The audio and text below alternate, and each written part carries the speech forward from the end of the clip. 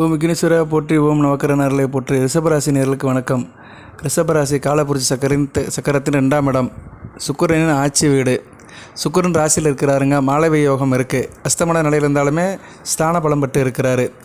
ரிஷபராசியில் கார்த்திகை 2, 3, 4, ரோகிணி 4 பாதங்கள், மிருகசீரிசம் 1, 2. ரிஷபராசிக்கு நிறைய வீடியோ போடுறோம். போதி ஜோடத்துலேருந்து அப்பப்போ அப்டேட் பண்ணுறேன். ஓகே, ரிஷபராசிக்கு இந்த காலகட்டம் எப்படி இருக்குது பார்த்தோம்னா, இன்றைக்கி தேதி வந்து ஜூன் 20. அடுத்த ஜூன் 20 வரைக்கும் 1 மாத காலத்துக்கு பார்த்தோம்னா சிறப்பாக தான் பார்க்கப்படுகிறது. ராசியில் குரு, சுக்கிரன், சூரியன் சுபத்துவமாக இருக்கிறார். உங்கள் ராசிக்கு 4 கூடையவன் சுபத்துவமாக இருக்கிறது நல்ல விதமாக பார்க்கப்படுகிறது. சூரியன் 4ஆம் இடத்துல இருக்குது. நல்ல விசேஷம்தான். தாயாரோட அன்பு இருக்கும், தாயாதைகளுடைய பாசம் இருக்கும். அதுபோக வந்து ரிஷபராசியில் விவசாயம் பண்ணுறவங்க, ட்ராவல்ஸ் வச்சுருக்கிறவங்க, டிரான்ஸ்போர்ட் வச்சுருக்கிறவங்களுக்கு நல்ல ஒரு காலகட்டமாக இருக்கும். சூரியன் வலுத்து இருக்கிறாருங்க. ராசியிலே இருக்கிறாரு. ராசியில் சூரியன் இருக்கக்கூடாது, இருந்தாலும் சுக்கிரன் குரு அஸ்தமனம் பண்ணிட்டு நல்ல நிலைமையில் இருக்கிறதுனால நல்ல விதமாக பார்க்கப்படுகிறது. 7ஆம் இடத்துக்கு அவருடைய தாக்கம் இருக்குது. கணவன் மனைவி உறவு நல்லா தான் இருக்கும். சரியா, கூட்டுத்தொழில், பங்கு சந்தை, நண்பர்கள் விஷயம், சொந்த பந்தத்தில் உள்ள அணுகுமுறை எல்லாமே ரிஷபராசிக்கு இப்போ சிறப்பாக பார்க்கப்படுகிறது. அதுபோல் அரசியல்வாதிகளுக்கு நல்ல ஒரு காலகட்டமாக இருக்குது. ரிஷபராசியில் அரசாங்க வேலைக்கு போகிறவங்களுக்கு மிகச்சிறப்பாக இருக்கும். கூடுதலாக பெண்களுக்கு வந்து மிக நல்ல விதமாக பார்க்கப்படுகிறது. இப்படி அறப்பளைய பலன்கள் வந்து ராசிக்கு கிடைக்குது. ராசியிலே 3 யோகம் இருக்குது. சுக்கிராதித்ய யோகம், மாளவிய யோகம், குரு ஆதித்ய யோகம். இப்படி பலதரப்பட்ட யோகங்கள் வந்து உங்கள் ராசியை மையப்படுத்தி நடக்கிறதுனால இந்த வைகாசி மாதம் வந்து உங்களுக்கு நல்லா இருக்குங்க. இன்றைக்கி வந்து வைகாசி 7, இன்னும் 23 நாட்கள் வந்து மிகச்சிறப்பாக பார்க்கப்படுகிறது. ராசிக்கு 11ஆம் இடத்துலையும் செவ்வாய் ராகு இருக்கிறாங்க. செவ்வாய் ராகு இருக்கக்கூடாது, இருந்தாலும் உபயசன ஸ்தானத்தில் ராகு செவ்வாய் இருக்கலாம். இணைந்து இருக்கிறதுனால மூத்த சகோதர விஷயத்தில் அந்த அளவுக்கு இணக்கம் இருக்காது. சில நேரத்தில் சில பிரச்சனைகள் இருக்கும். சரியா, சில கான்ட்ராவர்ஷன் வர்றதுக்கு வாய்ப்பு இருக்கிறதுனால கவனமாக இருந்துக்கோங்க. மற்றபடி 12ஆம் இடத்துல புதன் இருக்கிறாரு. 2 ஐந்து கூட இருக்கிறதுனால குடும்பத்தில் சில செலவுகள் இருக்கும். பணத்தை மிச்சப்படுத்த முடியாது. என்னதான் பணம் ஒரு பக்கம் வந்தாலுமே குடும்பத்து செலவு இருக்கும். பிள்ளைகள் விஷயத்தில் செலவு இருக்கும். பிள்ளைகளோட படிப்பு, மேல் படிப்பு, பிள்ளைகளுடைய ஆரம்ப கல்வி படிப்பு, அது நிச்சயமாக சில செலவுகள் செஞ்சு தான் ஆகணும் நீங்கள். சரியா, அந்த அமைப்பு இருக்கும். 6ஆம் இடம் வளர்த்துருக்கனால வேலைக்கு போகிறவங்க நல்ல நிலைமையில் இருப்பீங்க. சரியா, உத்தியோகஸ்தர்களுக்கு நல்லா இருக்குது. தனியார் உத்தியோகமாக இருந்தாலும் சரி, அரசு உத்தியோகமாக இருந்தாலும் சரி, உத்தியோகத்துக்கு போகிற ரிஷபராசிகளுக்கு நல்ல விதமாக பார்க்கப்படுகிறது. 31ஆம் தேதி புதன் ராசிக்கு வந்துடுவார். மிகச்சிறப்பாக இருக்கும். உங்கள் ராசியில் வந்து 4 கிரகங்கள் இருக்கும். நாற்கர கூட்டணி, சதுர்கிரக கூட்டணி வந்து ராசியில் இருக்கும். ரிஷபராசிக்கு வந்து நம்பர் 1 இருக்குங்க. சரியா, இருக்கிற ராசியிலே இந்த ராசி தான் நல்ல ராசி இருக்கும். இப்படி தோற்கின்னு எப்படி வெல்லும் சொன்ன மாதிரி, இந்த ராசி தோற்கின்னு எந்த ராசி ஜெயிக்கும் சொன்ன மாதிரி நல்லா இருக்கும். உங்கள் ராசிக்கு வேண்டிய 2, 5 கூடிய புதன், 1, 6 கூடிய சுக்கிரன், அதுமாதிரி ராசிக்கு 8, 11 கூடிய குரு, 4 கூடிய சூரியன் எல்லாமே நல்ல நிலைமையில் இருப்பாங்க. சூரியன் ரொம்ப சுபத்துவமாக இருக்கிறாரு. கூடுதலாக ஒரு யோகமும் கிடைக்கும். பொது ஆதித்ய யோகம் கிடைக்கும். ஸோ நலம் தரும் 4 யோகங்கள் உங்கள் ராசியில் இருக்கும். இந்த நலம் தரும் 4 யோகங்கள் வந்து உங்களுக்கு ஜூன் மாதம் முழுக்க இருக்குங்க. நல்ல விதமாக பார்க்கப்படுகிறது. ஜூன் 15 வரைக்கும் இருக்கும். அதுக்கடுத்து ஜூன் 16 வந்து சூரியன் வந்து உங்கள் ராசிக்கு 2ஆம் இடத்துக்கு போயிடுவார். சரியா, மிதுனத்துக்கு போயிடுவார். அப்போயும் நல்ல விசேஷம் தான், ஒன்றும் பிரச்சனை இல்லை. மிதுனத்தில் சூரியன் வந்து ஸ்தான பலம் படுவார். வீடு கொடுத்தவன் வந்து உங்கள் ராசியில் இருக்கிறதுனால ஓரளவு பேலன்ஸ் ஆகி போகும். அந்த காலகட்டத்தில் என்ன, கொஞ்சம் பேச்சில் கொஞ்சம் நிதானமாக இருக்கணும்.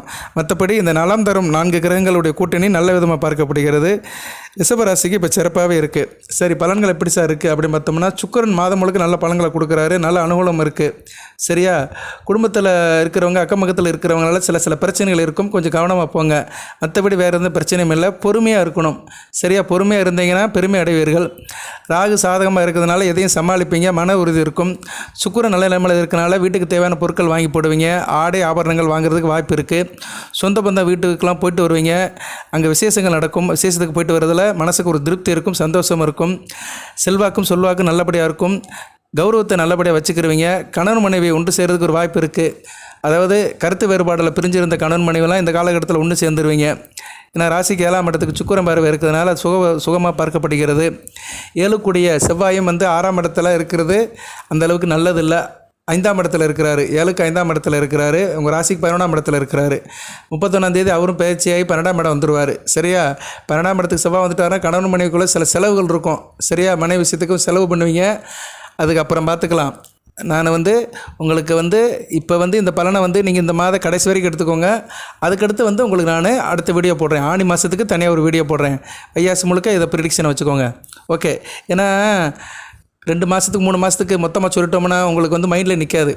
எல்லோரும் அப்படி தான் பலன் சொல்கிறாங்க. குரு பயிற்சி அப்படின்னு ஒரு வருடத்துக்கு உட்காந்து பேசிட்டு போயிடுறாங்க. அதுபோக வந்து மற்ற எதனா சனி பயிற்சி ராகு கேது பயிற்சி அப்படின்னு ஏதோ ஒன்று சொல்லிட்டு போயிடுறாங்க. பலன்கள் வந்து ஒரு 15 நாளைக்கு ஒரு பலன் சொல்லணுங்க. பள்ளிக்கூடத்தில் வாத்தியார் பாடம் இருக்கிற மாதிரி தான். அப்பப்போ போஷனை வச்சு அதுக்கு ஒரு டெஸ்ட்டு வச்சுட்டாருன்னா அது பையனுக்கு தெளிவாக இருக்கும். படித்த பாடத்தை தெரிஞ்சு வச்சுருக்கிறானா, அதுக்கேற்ற மாதிரி தான் தயார்படுத்திருக்கிறானா, தேர்வு எழுதும்போது கரெக்டாக எழுதியிருக்கிறானா, பசங்களுக்கும் தெரியும், வாத்தியாரும் புரிஞ்சுக்கிறாரு. அது மாதிரி தான் பலன்களும் அப்பப்போ சொல்லணும். 15 நாளைக்கு ஒரு தடவை ஒரு பலனை சொன்னோம்னா உங்களுக்கு மைண்டில் அது நிற்கும். சரி, இந்த ஆள் சொல்லியிருக்கிறான் போதி ஜோடியத்தில் இதுபடி நடக்குதா அப்படின்னு நீங்கள் தெரிஞ்சுக்கலாம்.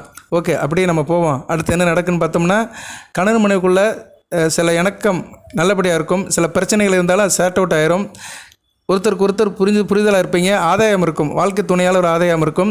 சிலருக்கு குழந்தை பாக்கியம் கிடைக்கிறதுக்கு வாய்ப்பு இருக்குது. பெண்களுக்கு கர்ப்பம் தரிக்கிறதுக்கு கூடுதல் சான்சஸ் இருக்குது. குடும்பத்தோட தேவைகளை பூர்த்தி செய்வீங்க. சில பேர் ஆண்கள் பழைய வண்டியை மாற்றி புதிய வண்டி வாங்குறதுக்கு வாய்ப்பு இருக்குது. பிள்ளைகளுடைய திருமணம், கல்வி இதில் எதுவும் சிரமம் இருந்தீங்கன்னா அந்த காரியங்கள்லாம் இப்போ நல்லபடியாக முடியும். சில பேருக்கு வந்து வரனே அமையாமல் இருக்கும். அவங்களோட குழந்தைகளுக்கு வந்து வரன் அமையாமல் இருக்கும். இல்லைனா அந்த குழந்தைகளுக்கு வந்து படிப்பு விஷயமாக சில தடங்கள் இருந்திருக்கும். அந்த தடங்கள்லாம் சரியாகி வேலைகள்லாம் மலன்னு வைகாசி மாதம் முடியும். இந்த வைகாசி ஆணி 2 மாதத்தில் நல்லது ஒரு காரியம் வீட்டில் கேட்கும். வீட்டில் மேலே சத்தம் கேட்கும். சரியா? நல்ல விதமாக தான் பார்க்கப்படுகிறது. அதான் அந்த நலந்தரும் 4 வரை கூட்டின்னு சொன்னேன் பார்த்தீங்களா? நலந்தரும் 4 கிரகங்கள் ராசியில் இருக்கிறதுனால அனைத்தும் நன்மைக்கே. வேலை பார்க்குற இடத்துல வேலை சுமை அது இருக்க தான் செய்யும். நேரங்காலம் பார்க்காம வேலை பார்க்கணும். அதை கொஞ்சம் மனசில் வச்சுக்கோங்க. உங்கள் வேலையை நீங்களே செய்யுங்க. அதிகாரிகிட்ட பேசும்போது பொறுமையாக பேசுங்க. சரியா? அதை செஞ்சிட்டிங்கன்னா உங்களுக்கு எந்த பிரச்சனையும் இல்லை. தொழில் வியாபாரத்தில் ஒரு முன்னேற்றம் இருக்கும். புதிய தொழில் முயற்சிகள்லாம் உங்களுக்கு சாதகமாக முடியும்.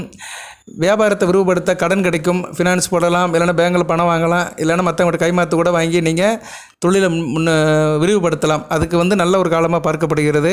அரசாங்கத்தோட சலுகைகளும் கிடைக்கும். அரசாங்கத்தில் எதுவும் நீங்கள் கேட்டிங்கன்னா உங்களுக்கு இந்த காலகட்டத்தில் கிடைக்கிறதுக்கு வாய்ப்பு இருக்குது.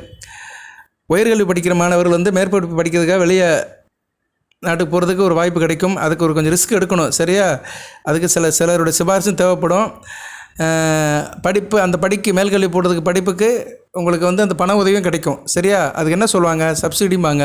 ஸ்காலர்ஷிப்பு, அரசாங்கத்துடைய அந்த அனுகூலம் கிடைக்கும். சரியா? ஏன்னா ஆரம்ப கல்வி படிக்கிற மாணவர்கள்லாம் வீட்டில் தான் இருக்கிறாங்க +2 வரைக்கும். உயர்கல்வி படிக்கிற மாணவர்களுக்கு தான் இப்போ எடுத்துக்கலாம் நம்ம. சரியா? உயர்கல்வி படிக்கிற மாணவர்கள் கூடுதலாக எதுவும் கல்வி கற்கிறதுக்கு பிறருடைய உதவி உங்களுக்கு கிடைக்கும்.